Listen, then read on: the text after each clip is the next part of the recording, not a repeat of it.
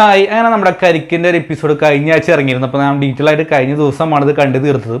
കണ്ടപ്പോൾ എന്തായാലും ഒരുമിച്ച് അതിനെക്കുറിച്ചൊന്ന് പറയാമെന്ന് തോന്നി. മൊത്തം 5 എപ്പിസോഡായിരുന്നു ഉണ്ടായിരുന്നത്. അരവിന്ദ് പൊരുൾ എന്ന് പറഞ്ഞിട്ടുള്ളതായിരുന്നു. അതായത് ഒരു കുറ്റനഷ്ടമായി കണ്ടെത്തിയിട്ടുള്ള രീതിയിലൊക്കെ ഒരു മുന്നോട്ട് പോകേണ്ടായിരുന്നു.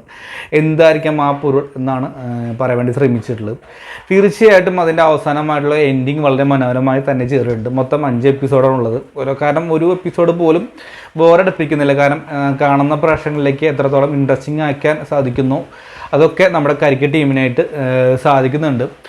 അതുപോലെ തന്നെ ഞാൻ പറഞ്ഞതിന് മുന്നേ തന്നെ ഒരു വീഡിയോ ചെയ്തിരുന്നു ഒന്നാമത്തെ എപ്പിസോഡിൻ്റെ. കാരണം ഒന്നാമത്തെ എപ്പിസോഡ് വളരെ ഇൻട്രസ്റ്റിംഗ് ആയി കണ്ടപ്പോൾ എനിക്ക് തോന്നി. കാരണം ഒരു സൈബർ സെല്ല് വർക്ക് ചെയ്യുന്ന ഒരു പോലീസുകാരൻ ഒരു ഉൾനാടൻ ഗ്രാമത്തിലോട്ട് വരുന്ന ഗ്രാമത്തിലൂടെ അതിൻ്റെ പശ്ചാത്തലമായി വരുന്ന സീൻസും അതുപോലെ തന്നെ BGM ആണെങ്കിലും കാര്യങ്ങളൊക്കെ വളരെ നല്ല രീതിയിൽ തന്നെയാണ് അവർ കാഴ്ച വെച്ചിട്ടുള്ളത്. അതുകൊണ്ട് തന്നെ അഭിനയം അതുകൊണ്ട് തന്നെ ഭയങ്കര സപ്പോർട്ടിംഗ് ആയിട്ട് ഫസ്റ്റ് ഹാഫ് എനിക്ക് തോന്നി.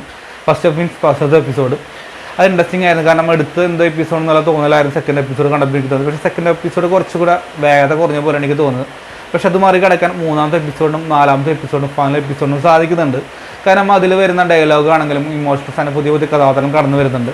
കാരണം അതിൻ്റെ സ്റ്റോറി നോക്കുക വെച്ചാൽ ഒരു എന്താ പറയുക 22 വർഷം മുമ്പ് മിസ്സിംഗ് ആയ കുട്ടിയെ അന്വേഷിച്ച് വരുന്നു. അല്ലെങ്കിൽ എന്താണ് ആ കുട്ടിക്ക് സംഭവിച്ചിട്ടുണ്ടാവുക, എന്താണ് സംഭവിച്ചത്. കാരണം വെറും ഒരു ടീഷർട്ട് മാത്രമാണ് കിട്ടിയിട്ടുണ്ടായിരുന്നുള്ളൂ. അപ്പോൾ അന്ന് അന്വേഷിച്ച ഒരു പോലീസുകാരൻ്റെ നിരപരാധിത്വം തെളിയിക്കാൻ വേണ്ടി അദ്ദേഹത്തിൻ്റെ മകൻ വരുന്നു. എന്താണ് സംഭവിച്ചത് അദ്ദേഹം വീണ്ടും അന്വേഷിച്ചിറങ്ങുന്നു. പിന്നീട് അത് കണ്ടെത്തുമ്പോൾ ഇല്ലയോ അല്ലെങ്കിൽ എന്താണ് ആ കുട്ടിക്ക് സംഭവിച്ചതെന്നാണ് ഇതിൻ്റെ എപ്പിസോഡിൽ പറയാൻ വേണ്ടി ശ്രമിച്ചിട്ടുള്ളത്. അതിന് ഉത്തരം നമുക്ക് അവസാനത്തെ ഒരു എപ്പിസോഡിൽ കിട്ടുന്നുണ്ട്. കുറച്ച് ഇമോഷണൽ കൂടി തന്നെയാണ് കടന്നു പോകുന്നത്. ഏറ്റവും വലിയ പ്രത്യേകത എന്താ വെച്ചാൽ സാധാരണ ഒരു പോലീസ് അന്വേഷണം പോലെ തന്നെ മുന്നോട്ട് പോകുന്നത്. കാരണം ഒരു പോലീസുകാർ എങ്ങനെയാണ് കേസ് അന്വേഷിക്കുക, കാരണം ഓരോ വ്യക്തിയിൽ നിന്നും ഓരോ തുമ്പ് കിട്ടി അങ്ങനെ മുന്നോട്ട് പോകുന്നു. അതേ രീതിയിൽ തന്നെയാണ് ചെയ്തു വെച്ചത്. കാരണം കൂടുതലായിട്ട് ത്രില്ല് അടുപ്പിക്കുന്ന വാഫേറ്ററൊന്നും കൊണ്ടുവരാതെ ഒരു സാധാരണ ഒരു പ്രേക്ഷകരിലേക്ക് എത്തിക്കുന്ന രീതിയിൽ അല്ലെങ്കിൽ മനസ്സിലാവുന്ന രീതിയിൽ കണ്ടാവുന്ന രീതിയിൽ എന്തായാലും ഇതിൽ പറയാൻ വേണ്ടി ശ്രമിച്ചിട്ടുണ്ട്. നല്ല പോസിറ്റീവ് എനിക്ക് തോന്നി. കാരണം നമുക്കറിയാം ഇതിൽ അഭിനയിച്ചുള്ള ഓരോ വ്യക്തികളും നമ്മുടെ ഫിലിമിലും അതുപോലെ തന്നെ കരിക്കിൻ്റെ മെയിൻ താരങ്ങളൊക്കെ തന്നെയാണ്. കാരണം എന്ന് വെച്ച് കഴിഞ്ഞാൽ ഓരോ വ്യക്തികളും എടുത്ത് പറയേണ്ട കാര്യം തന്നെയാണ്. കാരണം അത് ഗംഭീരമായി തന്നെയാണ് ചെയ്തിട്ടുള്ളത്.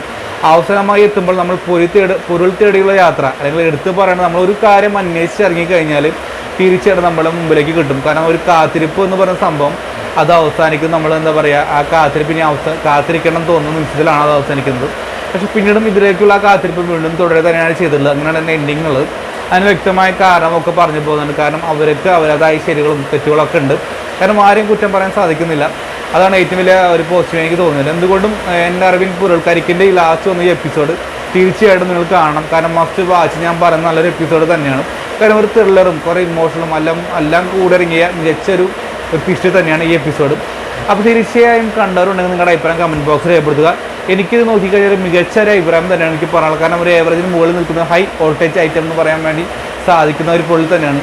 അവസാനം അവരോടൊപ്പം തന്നെ ആ പൊരുളും എനിക്ക് കിട്ടി എന്നാണ് എനിക്ക് പറയാനുള്ളത്. ആ വീഡിയോ ഇഷ്ടപ്പെട്ടാൽ സപ്പോർട്ട് ചെയ്യുമായിരിക്കും. Bye friends.